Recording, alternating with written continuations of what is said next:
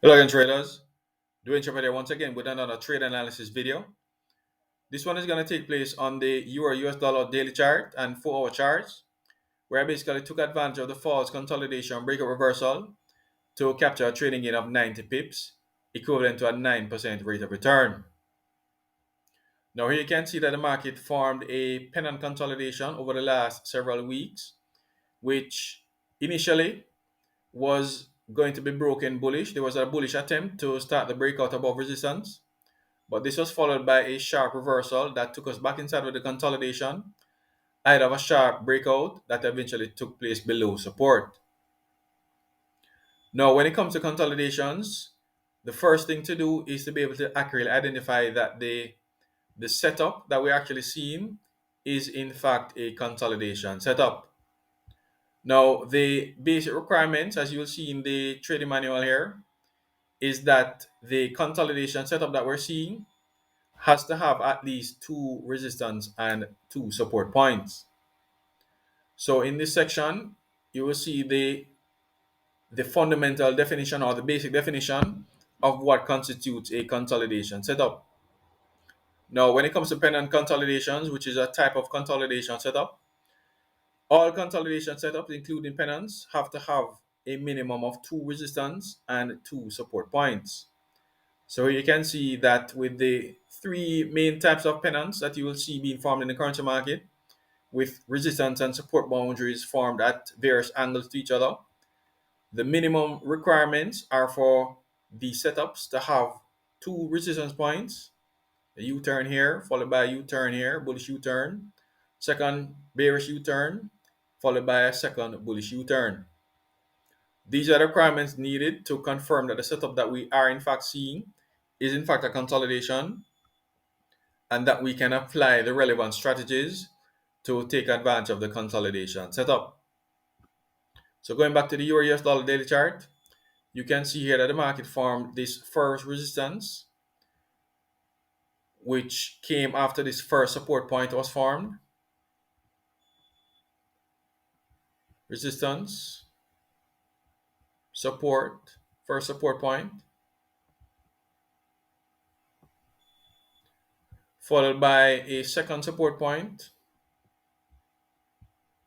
and resistance point, to complete and confirm the formation of the pennant consolidation setup. So this is what we call this is a type of setup. This is a type of pennant setup where the market formed a horizontal resistance boundary with these two resistance points and an ascending support boundary connecting these two support points that were formed at an angle to each other.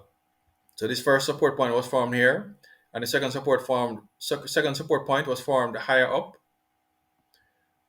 And then we would then connect these two support points by drawing a line.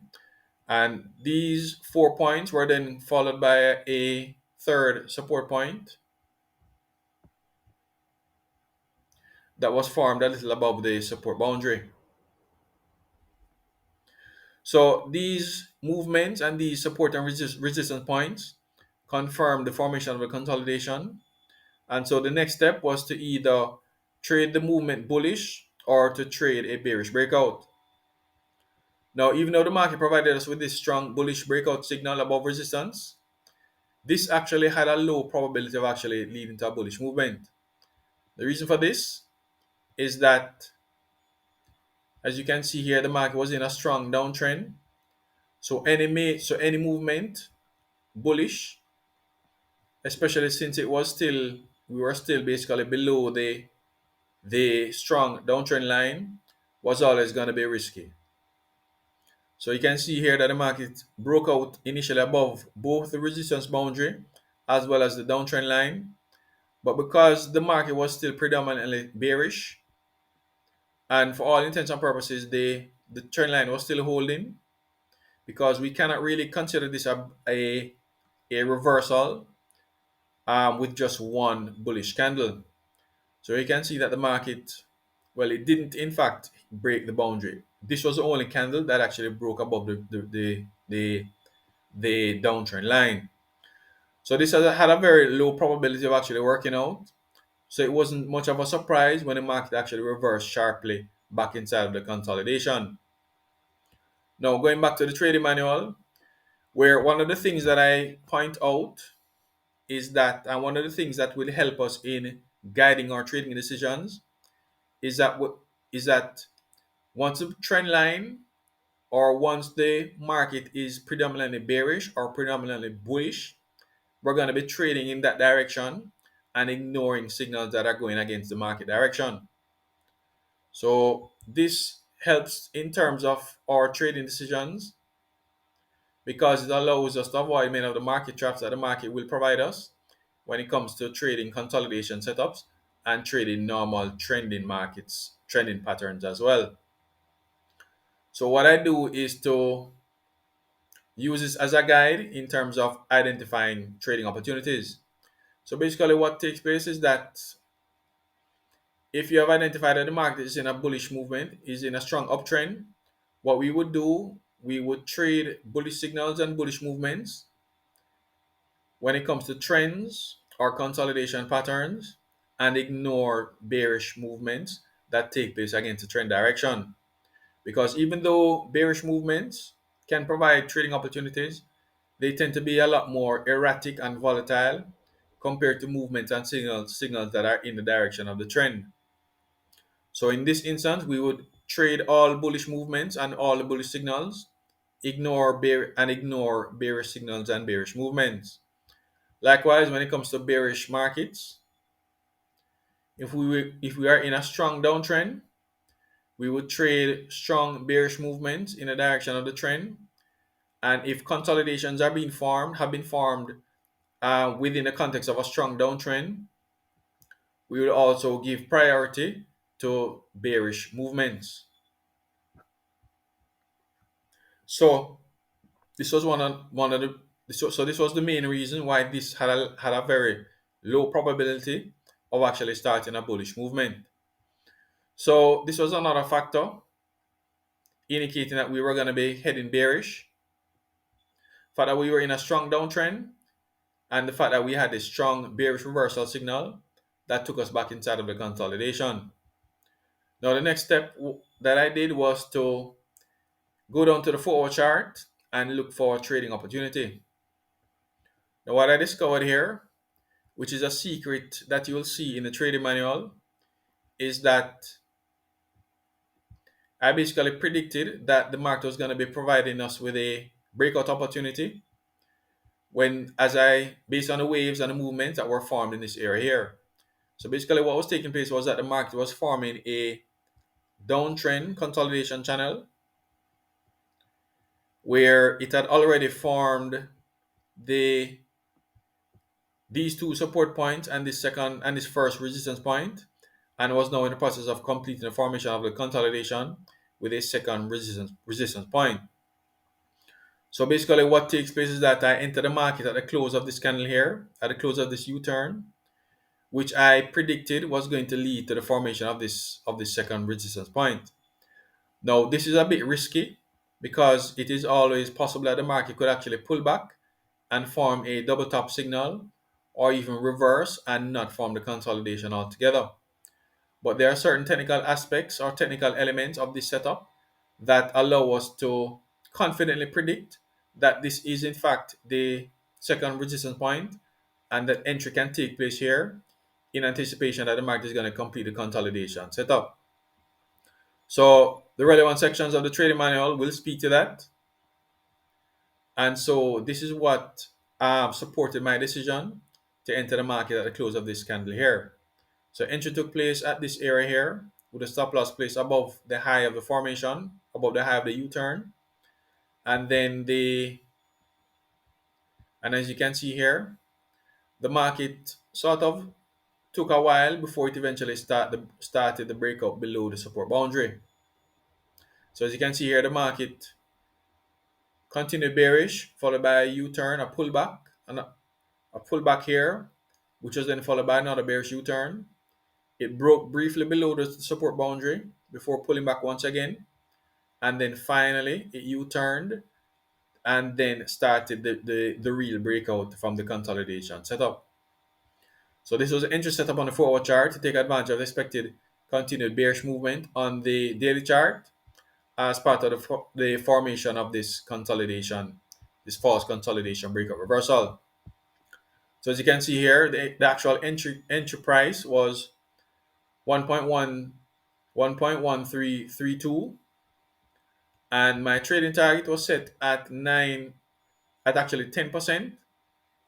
But at the end of the holding period that I established for these types of trades, the market was up by 9%. So I decided to close the trade at that price. So the trade was closed at 1.1242, which was at this area here. And as you can see here, the 10% would have been captured. But because of the fact that I limit myself to the holding period, the maximum holding period for these types of trades, which is 3 days, the discipline took priority. And so I decided to exit the market for the 9% rate of return instead of holding on for the 10% rate of return.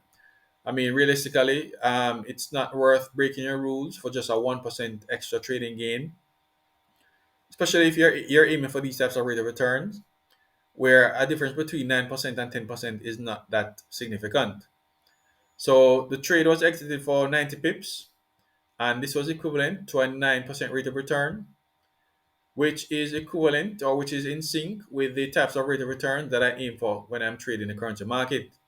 So here you can see the table, which basically represents the types of trades and the types of returns that I aim for when it comes to trading these time frames with my strategies. 8% rate of return on average. And once you are able to patiently identify these types of rate of returns with high probability setups, then these are the types of returns that we can capture from the currency market in a very short period of time. So as you can see here, in a nutshell, this was a very good trade and a very good example of how we can take advantage of consolidation setups, specifically false consolidation breakout reversals. Once a consolidation setup is strong, as well as the signals and the setups provided by the daily chart and the 4-hour chart. So, just to briefly summarize the main aspects of this trade, it is very important when it comes to trading the currency market and consolidations that we accurately identify the points of resistance and support to allow us to accurately and correctly draw consolidation setups. False consolidation breakouts take place from time to time in the currency market, and these take place when the market is starting a reversal and which follows an initial attempt to start the breakout in the direction that is against the main trend direction. So many times traders will be wondering why is it that suddenly the market reverses when it attempted a breakout from consolidation with a strong signal. Here you can see that the market did in fact provide us with a strong signal. And in most cases, when the market provides us with strong breakout candles, it usually leads to a breakout. But if this is not in sync with the main trend direction of the market, then this will actually be short-lived and become a risky trade. So it's very important to be able to identify and predict when false consolidation breakouts are likely to take place. Entry took place on a 4-hour chart in anticipation of the movement on the daily chart, and with a special technique that I explained in the trading manual, we can enter the market and predict the formation of consolidation and the start of consolidation breakouts by entering when the market is completing the formation of consolidation setups. Trading targets should be accurately set. When it comes to these types of setups, one possibility is to have set your trading target at the support point, which was 1.1186. So this would have been an option to set your trading target, which you could, as you can imagine, would have provided a much larger rate of return. But since my maximum rate of return is 10% with a maximum holding period of 3 days, then this was the ideal area. This was the best price for me the best area for me to exit the trade to meet those requirements. So exit took place here, but of course, a lot more would have been on the table if you aren't so inclined, if this is your style of trade, to hold trades, if you are comfortable holding trades for more than 3 days. So when it comes to the trading in the currency market, also very important to be disciplined in terms of your holding period, in terms of holding the trades and being patient, especially if you're coming from a style of trading, if you're used to a style of trading where you enter the market um, and anticipate and expect that the market is going to be providing you with a trading gain in a very short period of time. This is the expectation of day trading and day traders on the smaller time frames, where entry and exit takes place within a very short period of time. But when it comes to trading on the larger time frames, we have to adjust our expectations and become a lot more patient, because of the fact that if we're aiming for large rate of returns, we have to anticipate that we're going to be holding trades for a longer period of time. So a minimum of 3 days, in my case, that is the maximum that I'm comfortable with. But each person will then have to choose a time frame and the holding period for which they are comfortable when it comes to trading on the larger time frames. But for the most part, if you really want to take advantage of the larger movements on the larger time frames and aim for large rate of returns, then you have to become accustomed to holding trades for at least 3 days. So this was a perfect example once again of how to take advantage of false consolidation breakout reversals. This one took place on the daily chart of the EURUSD dollar earlier this week and provided a 90 pip trading gain equivalent to a 9% rate of return, which is in sync with the types of rate of returns that we can get from the currency market on the daily chart, which, if we are disciplined, can provide us with large rate of returns in a very short period of time.